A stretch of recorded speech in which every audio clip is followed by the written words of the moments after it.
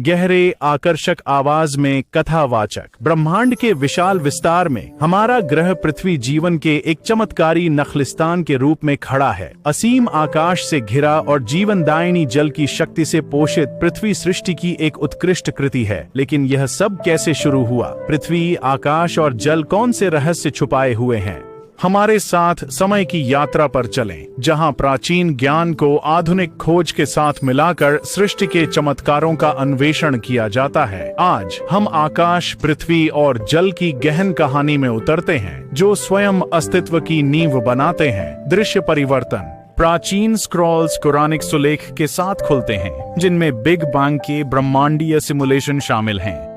वाचक। बहुत पहले जब दूरबीनों ने रात के आकाश को नहीं देखा था या उपग्रहों ने हमारी दुनिया की परिक्रमा नहीं की थी, पवित्र ग्रंथों ने सृजन के बारे में अद्भुत अंतर्दृष्टि के साथ बात की थी। कुरान में, जो 1400 साल से अधिक पहले प्रकट हुई थी, हमें ऐसे श्लोक मिलते हैं जो ब्रह्मांड की उत्पत्ति का वर्णन करते हैं, जो आधुनिक विज्ञान की गूंज करते हैं। इस पर विचार करें। क्या उन लोगों ने जिन्होंने इनकार किया, यह नहीं सोचा कि आकाश और पृथ्वी एक संयुक्त इकाई थे और हमने उन्हें अलग कर दिया? कुरान 21:30। यह आयत एक आदिम एकता की तस्वीर पेश करती है, एक एकल द्रव्यमान जो अलग कर दिया गया। आज वैज्ञानिक लगभग 13.8 अरब वर्ष पहले बिग बैंग का वर्णन करते हैं, जब सारी पदार्थ और ऊर्जा एक अद्वितीय बिंदु से विस्फोटित हुई और उस ब्रह्मांड में फैल गई जिसे हम जानते हैं।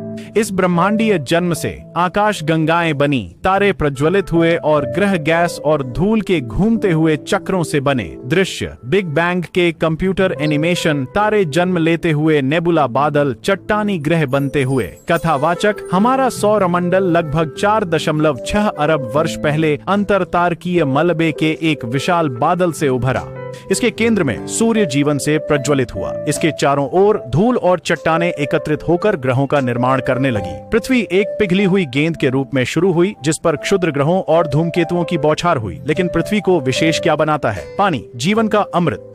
कुरान कहता है, और हमने पानी से हर जीवित चीज बनाई। क्या वे तब भी विश्वास नहीं करेंगे? कुरान 21:30। विज्ञान इस गहन सत्य की पुष्टि करता है, सभी ज्ञात जीवन पानी पर निर्भर करता है। सबसे सरल बैक्टीरिया से लेकर जटिल मनुष्यों तक पानी वह माध्यम है जहां जीवन की रसायन शास्त्र विकसित होती है। पृथ्वी का पानी कहां से आया? प्रारंभिक पृथ्वी बहुत गर्म थी, तरल पानी के लिए बहुत अस्थिर। फिर भी आज महासागर इसकी सतह के 71% को कवर करते हैं। वैज्ञानिक मानते हैं कि धूमकेतु और जल समृद्ध क्षुद्र ग्रह इसे लेकर आए। ये बर्फीले आगंतुक जब हमारी युवा पृथ्वी से टकराए तो उन्होंने बड़ी मात्रा में जल वाष्प छोड़ा। जैसे जैसे पृथ्वी ठंडी हुई, यह वाष्प संघनित होकर महासागरों से भरे बेसिनों में बदल गई। एक और आयत में कहा गया है, और हमने आकाश से पानी को माप के साथ उतारा और इसे मिट्टी में सोखने दिया। कुरान 23 और 18। यह केवल बारिश का वर्णन नहीं करता, बल्कि ऊपर से पानी के आगमन का वर्णन करता है, जो धूमकेतु वितरण सिद्धांत के साथ मेल खाता है।